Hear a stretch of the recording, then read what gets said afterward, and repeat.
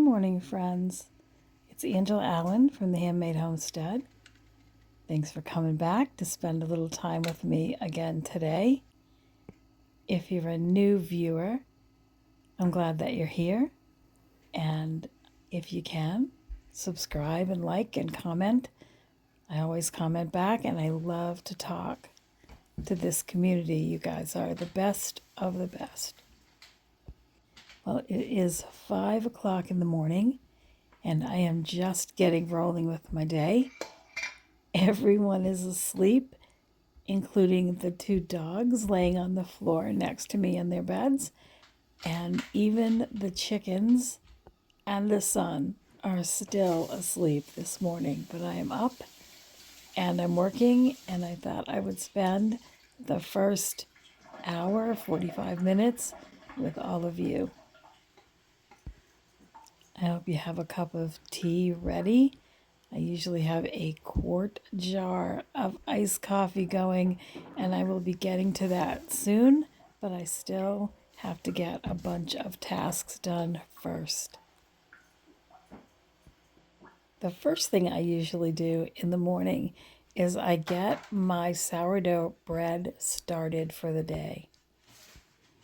Now, I mixed this last night with Fed starter, and I do a couple of stretch and folds before I go to bed. Sometimes I don't even bother with that, but I get it mixed and set aside, and that is usually ready, finished its bulk ferment, and ready in the morning for me to shape and get in the oven under proof.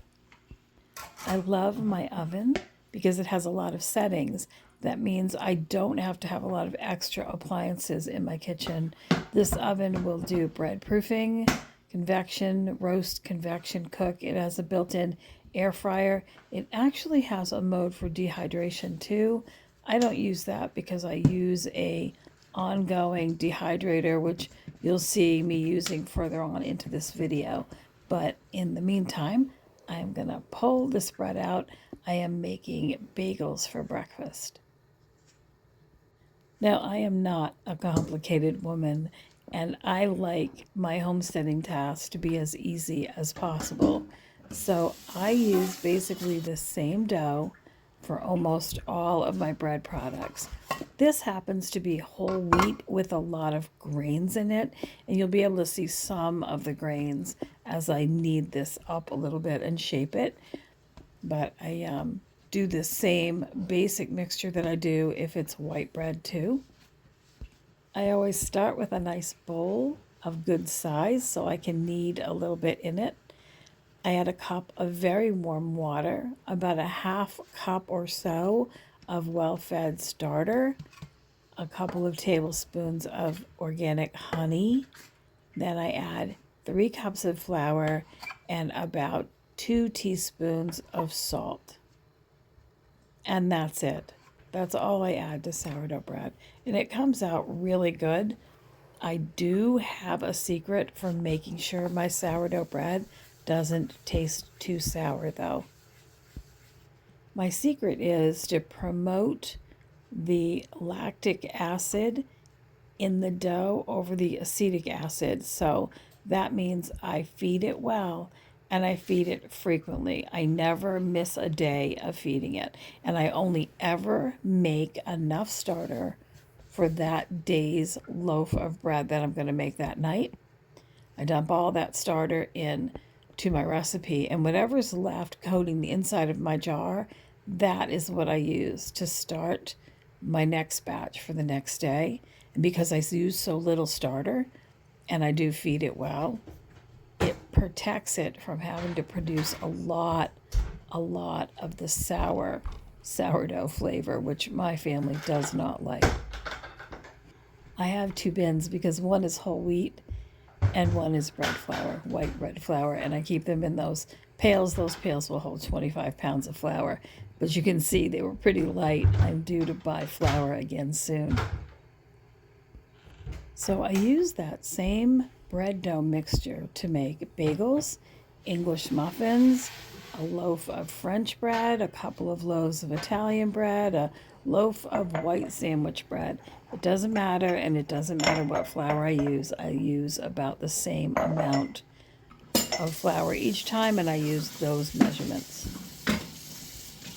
I do have a lot of extra produce in the refrigerator right now from the garden, and I'm going to pickle some of that just to get it on my shelves and preserved, because I don't think I can cook and eat another green bean at this point. My family has had enough green beans for at least the next week. So I'm going to get these jars all washed. I'm going to scrub them really well and then get them into my water bath canner and let them boil for about 10 minutes. These are jars that were gifted to me by a lady who used to can and was selling her farm and moving out of her house. And these had been stored in her basement, and they were very dirty, and they arrived with little spider friends in them too. So that's all been cleaned out, but I want to make sure they are super clean and sterilized, and it allows me to check them for cracks or chips while I wash them, just to make sure that they'll seal well when I'm ready. So in the water bath canner they go. And yes, this time of year I do leave my water bath canner on the stove at all times so that it's easy to use at a moment's notice. I've got these really pretty sunflowers I brought in yesterday, and I want to use the petals just to add to tea. This time of year, I'm always dehydrating whatever extra herbs that I need to keep my tea jars filled up so that I'm ready for fall with all kinds of tea to get our family through the winter.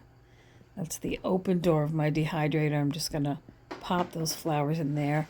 Now, I don't like to run my dehydrator unless it's full, and this dehydrator holds 12 trays. So I stuck that in there, and I am also going to fill it with a few more trays of more flowers. These are nasturtium flowers, the orange ones. The beautiful pink are echinacea, of course. Those are nasturtium leaves at the bottom front, and in the very back, those are lemon balm leaves. All of these flowers are going to be dehydrated. And since I already have plenty of these items already filling my tea jars on the counter right there behind me, many of these are actually going to go to friends who also like medicinal herbs and other kinds of homemade tea during the winter too. So these nasturtium flowers are always so pretty. These I mix with salt and other herbs to do a seasoning blend for cooking. But the echinacea tea and the lemon balm will be mixed to make a really nice herbal tea for the winter for when myself or my friends are not feeling well. That's just the start of some of what's going in the dehydrator. I don't run the dehydrator empty, so I will fill that before the day's over and get it turned on. It's time to get those proofed bagels in the water, and a quick few seconds on each side, and then they will go right into the oven, and breakfast will be made before my family even gets out of bed. My family loves bagels, especially sourdough bagels when they're light and fluffy. I always put cornmeal on the bottom of the baking paper, the parchment paper, just so that they don't stick when they're being baked in the oven. I do that when I do English muffins or any kind of bread too. Let me know down below if you use corn muff underneath your homemade bread products, especially bagels and English muffins, to prevent them from sticking. I use them for pizza too. I put cornmeal under them. So there's breakfast, at least the beginning of it. This is another way that I simplify. I do a very basic pickle brine to do all kinds of pickles. So this is going to be half water, so 4 cups of water, and 4 cups of vinegar. Just plain white vinegar. You could use apple cider vinegar if you want. That is the basic brine. And to this, I'm going to add a tablespoon and a half of salt for each 4 cups. So you're going to see me put 3 tablespoons of salt in here, and 1.5 tablespoons really of sugar. That doesn't make it taste sweet. It just takes a little bit of the edge off. But absolutely look up a brine recipe for yourself find one that you like and use that. That's just a little sugar. And no, I'm not going to be heating the brine at all. I add the sugar and salt and I'll stir it a couple times, set it aside until I'm ready to use it, maybe stir it once or twice more until that sugar and salt is completely dissolved. And it really does dissolve quite easily because I'm using a clear measuring cup. When that's ready to be used, it will be completely clear liquid. There'll be no granules in it, there'll be no cloudiness to it, and it will be looking like a big bowl full of water. So I'm very comfortable doing that. That's the only reason that you heat brine, is to melt the salt and sugar, and it will melt without the heat. You just need to give it a little time. Those are my nice clean jars ready for the spices. What I use for a pickling spice, I use often, and you can find my favorite one down below in the description. Just click on the Amazon shop link. It will bring up the face of my shop, and you'll see right under kitchen essentials or something like that, you'll see the pickling brine that I use. It's not very expensive. It's really delicious, and it doesn't really matter if you do a garlicky pickle or if you do a sweet pickle. It's a really good flavor combination for both. So every other day, I've been picking green beans from my garden and getting about 10 pounds every other day. So some of these beans I cooked and put in the freezer to eat. These are the ones that are left over, and I am going to do some really quick beans. Now, these aren't dilly beans, but that would be a similar recipe. Instead of using dill, I'm actually going to make lemon-thyme garlic beans, which is just a flavor that we really love. And I don't want a shelf full of just dilly beans. I do have some down there, but we do prefer the lemon and thyme flavor, so I do usually make more of those.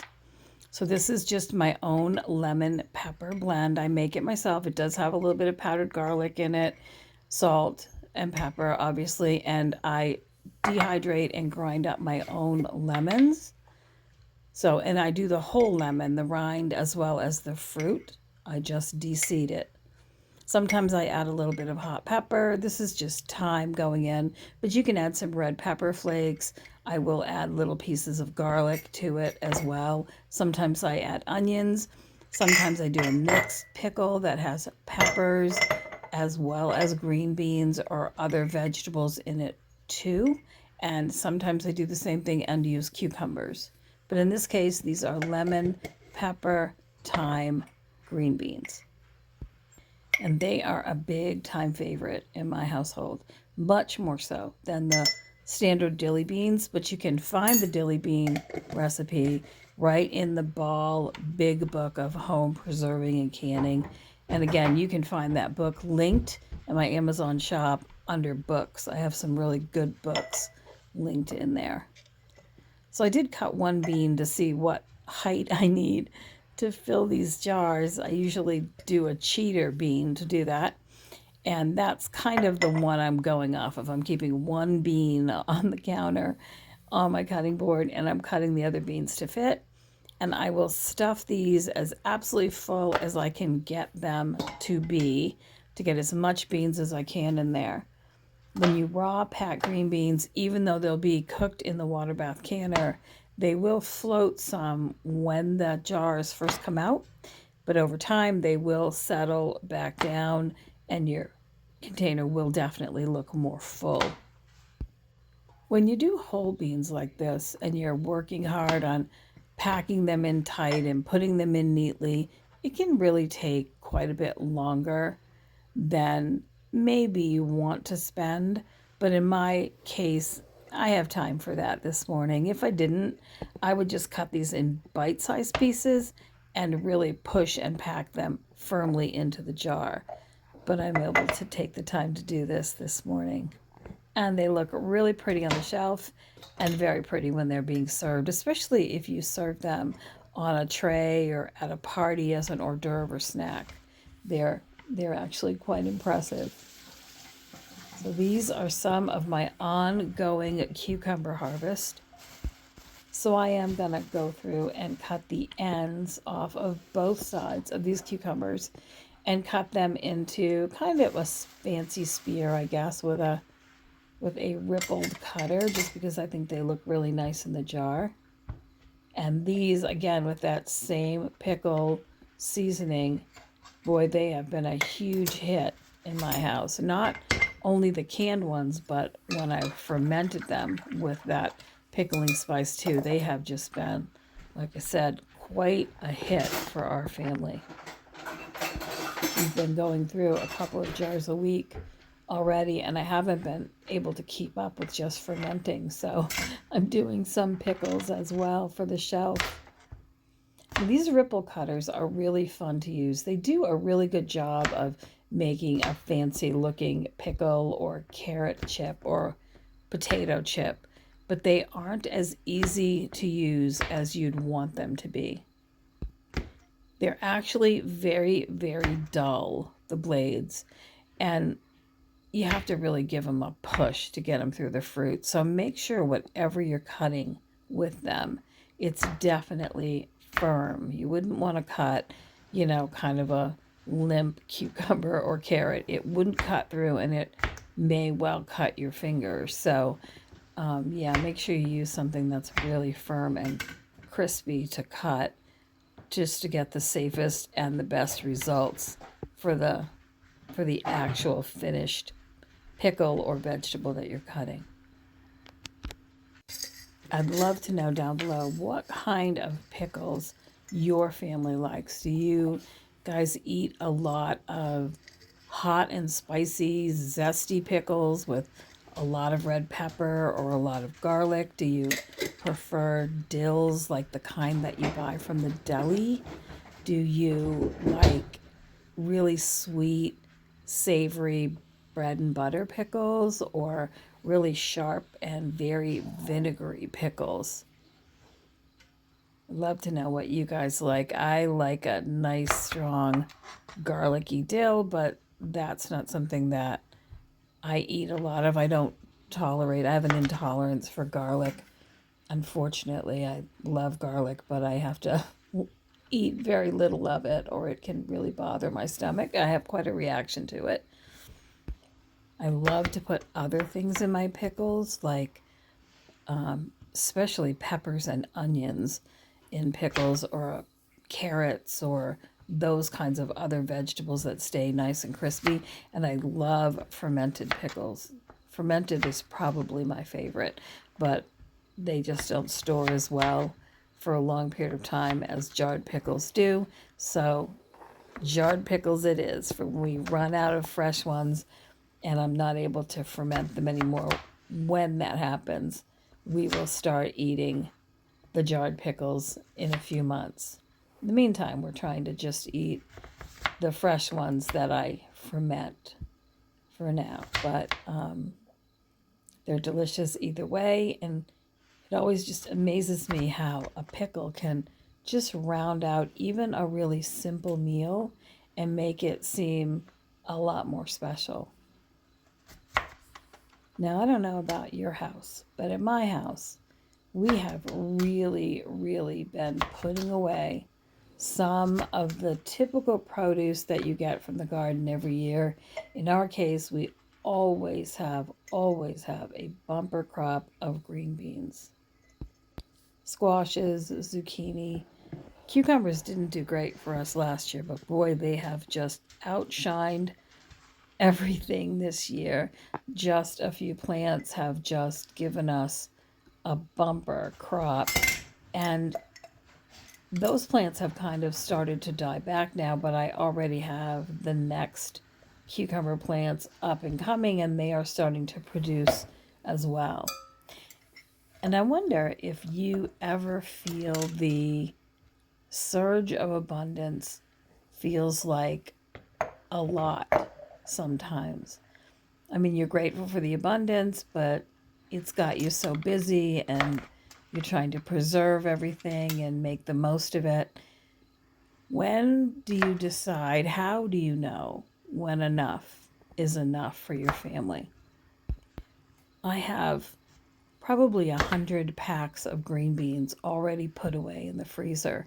And I've given them away, and we've eaten them fresh, and I've done every recipe I can think of, and I've canned them and dehydrated them for later use. Besides freezing them, I do all kinds of other things with them. I ferment them too, and there comes a time for me when I just have enough in my household for my family, for my friends, for my neighbors, and people in my community that I've given them to, and where I've just had enough and I just pull the plants and say, I'm done with that for the year.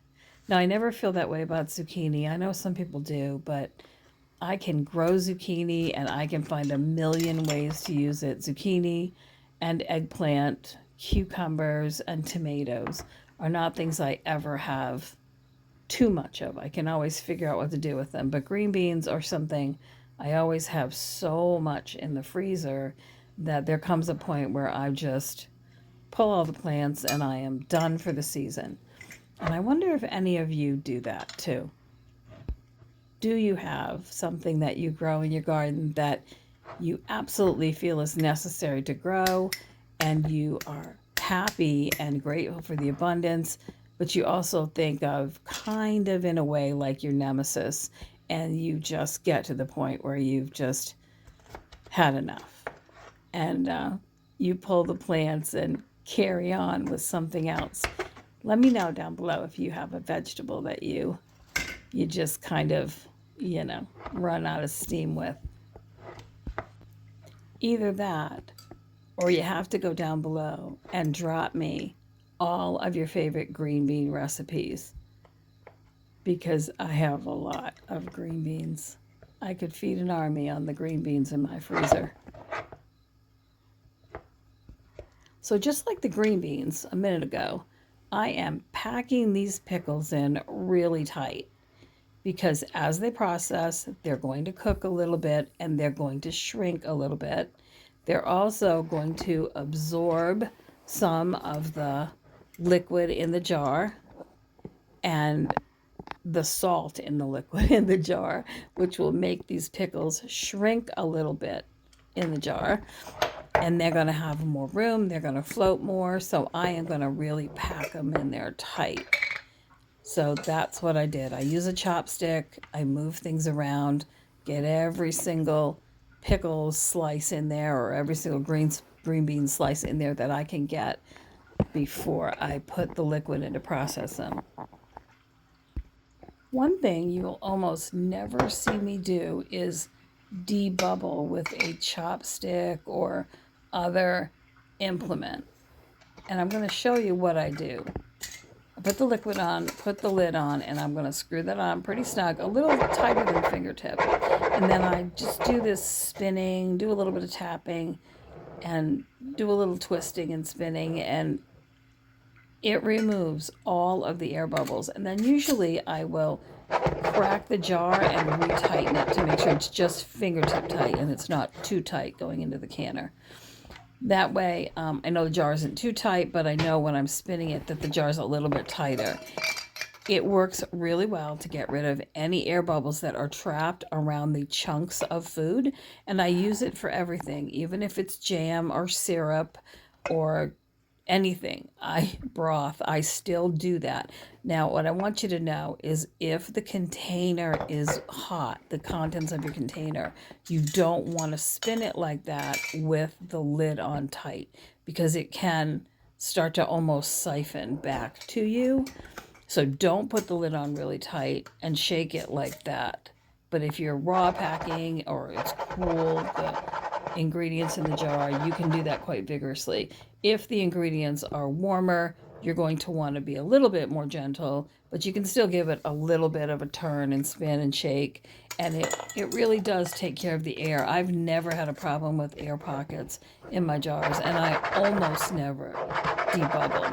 I just shake it, and it works perfectly for me every time. Now the liquid in this canner is cold. I did change it out because I did sterilized those jars just this morning. So to make sure, cold going in means cold water in the pan. And so that is cold water. And that's why I can put my hands in it so easily. We're going to get those water bath canned, and out they come. Beautiful lemon-thyme beans and pickles for the shelf. Well, if you found this a relaxing and helpful video, here's another one that you might also enjoy. And I appreciate you, as always, for spending time with me today. I so appreciate this community. So appreciate you guys. Don't forget to like and subscribe. If you have any questions, any comments, put them down below. I always answer comments, and I'm always so happy to talk back and forth with you. Share your experiences, share your ideas. I'd love to hear them. I'll see you next time. Take care.